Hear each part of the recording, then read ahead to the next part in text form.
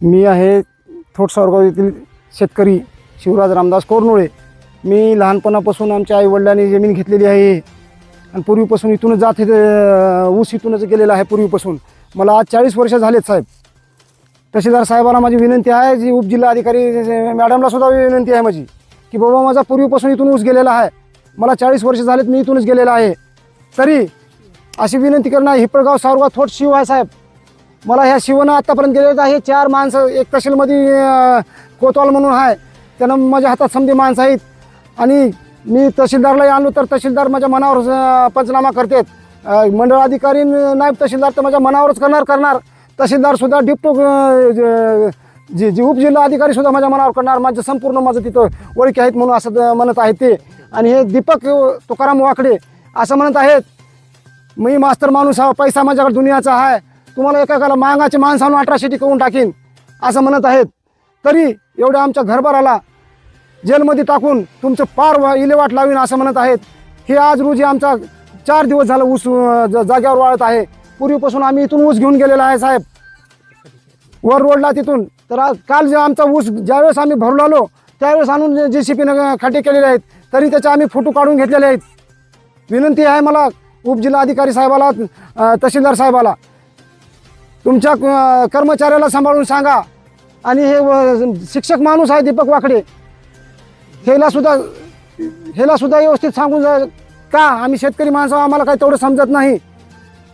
आणि हे माझा ऊस लवकरात लवकर काढून दिला तर ठीक, नसता हे घरबार आमच्या इथं आम्हाला आत्मधन केल्याशिवाय पर्याय नाही. आमचा घरपर्यंत कसा चालावा, लेकरं शिक्षणाचे आहेत, आईवडिलाला दवाखाना आहे, अनेक प्रसंग आम्हाला शेतकऱ्याला सामोरे जावं लागतात. आमचा मालच गेला नाही, उधारीचे पैसे द्यायचे आहेत, खाता बियाचे, आम्हाला कुठून द्यावं. दवाखाना आहे, कोणाकोणते या पैसे घेतलेले आहेत हात उसने, आम्ही ते विदर्भाव कसं करावा. आम्हाला आज ह्या कंडिशनला ऊस गेला तर आम्ही बचलो, नसतं आम्हाला असं बी मरावं लागणार आहे. मग तहसीलमध्ये येऊन आम्ही अंगावर पेट्रोल टाकून आमचे घरभार आम्ही मरू जाणं लेकराबाळा सहित, आम्हाला त्याचे पर्यायच नाही. हां बरं, हिप्पळगाव हळवती शिवरस्ता, हे हिप्पळगाव सावरगाव थोट हे शिवरस्ता पूर्वीपासून गेलेले आहेत आणि नकाशावर आहे शिवरस्ता आहे. येऊन आणखी तुम्ही चौकशी करून बघा. आणि वर हा डांबर रस्ता आहे, आम्हाला डांबर रस्त्यानंच जायचं, आम्हाला दुसरीकडे कुठूनच जायचं नाही. आम्ही इथूनच गेलो, इथूनच जायचं आम्हाला दुसरीकडून कुठूनच जायचं नाही. आम्हाला शिव आहे, शिव सोडून आम्ही दुसऱ्या रस्त्यानं कुठं जात नाही. तुम्ही तहसीलदार आणि उपजिल्हाधिकारी कार्यालयामध्ये निवेदन दिलेलं आहे का? हां, आणि एक आहे उपजिल्हा अधिकाऱ्याला बी निवेदन दिलेलं आहे, पोलीस स्टेशनमध्ये दिलेलं आहे, आणि तहसीलदार मॅडमला सुद्धा निवेदन देऊन आमच्याकडे ओशी आहे. हां, तरी आणखी पत्ता नाही आलेला आहे त्याचा, साधा कॉन्ट्रॅक्ट सुद्धा झालेला नाही. तात्काळ निर्णय घ्यावा, असं आमच्या आत्मदहन होईल तहसीलमध्ये येऊन अंगावर पेट्रोल टाकून. हे साहेब म्हणजे आज हे काय हिप्पळगाव शिव, हे सावरगाव शिव रोड, हे आज 25 वर्ष झालं आम्ही ऊस लावता. आजच काय नवीन नाही लावायला, ते इथूनच जातं ह्याच वाटेनं. आणि आता हे JCP आणून हे काय ह्या दोघा चौघानं खोदकाम केलेलं आहे. माझं ट्रॅक्टर अडलेलं आहे, इथं ट्रॅक्टर हे केलेलं आहे, सगळे माझे मजूरदार इथून गेले. मी कसं करू, काय नाही, काय सुधारणा गेले मला. हां, हे काय हे ऊस बघा सगळा वाळून चालाय, तिकडे काय तोडलेला आहे, काय उभा राहून गेलाय.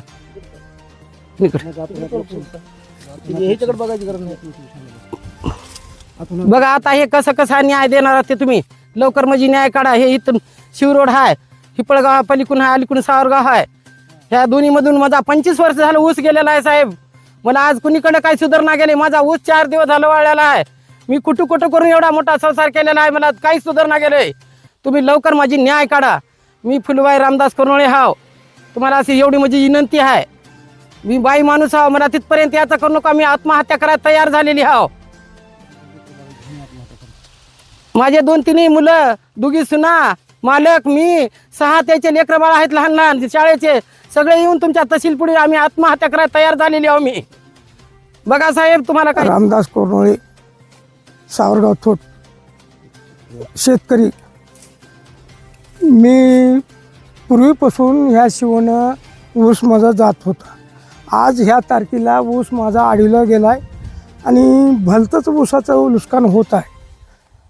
आपलं 4 माणसानं माझा ऊस खड्डे पाडून, JCP आणून खड्डे पाडून जागी 2-4 ठिकाणी खड्डे पाडल्यात आणि रस्ता अडवणूक करून माझे लेबर लोक 2 दिवस राहून निघून गेले किती दिवस राहू म्हणून. अजून अर्ज केलं तहसीलमध्ये, ठाण्यामध्ये अर्ज करून, हां कलेक्टर ऑफिसला सुद्धा अर्ज करून अजून माझ्या ऊसाकडे कोणी दखल घेतली नाही. हां असा कसा आमचा परपंच चालावं. 6 लेकरं आमचे शिकायला आहेत. आम्ही दोघं नवरा बायको म्हातारे झाला, गुडघे थकले आहेत. हां मुलं आहेत, हे सून आहे. हे आमची मंडळी आहे. हे एवढे माणसं एवढे असून एवढं ऊसाचं वाटोळं कसं आम्ही भागवावं, कसं खर्च करावं, लेकराचं शिक्षण कसं करावं, आमचा दवाखाना कसं करावं, आज आमचे गुडघे चालू देण्या गेल्यात, हे घर परपंच कसं करावं. नाही निकाल दिला तर आम्ही तहसीलला येऊन पेट्रोल अंगावर टाकून आत्मध्यान करू, आमचे सगळे लेकरं बाळं सगळे हे करू म्हणे. असं हे 4 माणसांनी आमचा रस्ता रोको केलेला आहे. आजपर्यंत रस्ता रोखविला नाही, बरी खणून ठेवल्या JCPनं. हां आज माझ्यावर पूर्वीपासून गेलेला ऊस आज तारखेला ऊस रोखलेला आहे. 4 दिवस झाले. हां नमस्कार, मी सावरगाव थोट येथील शेतकरी आहे. आज माझ्या शेतामध्ये 4 दिवस झालं ऊस पडलेला आहे. शेतकऱ्यानं मुद्दाम शिवरस्ता, मी 25 वर्षापासून ऊस इथूनच जात होता शिवरस्त्यानं, हिपळगाव आणि सावरगाव थोट.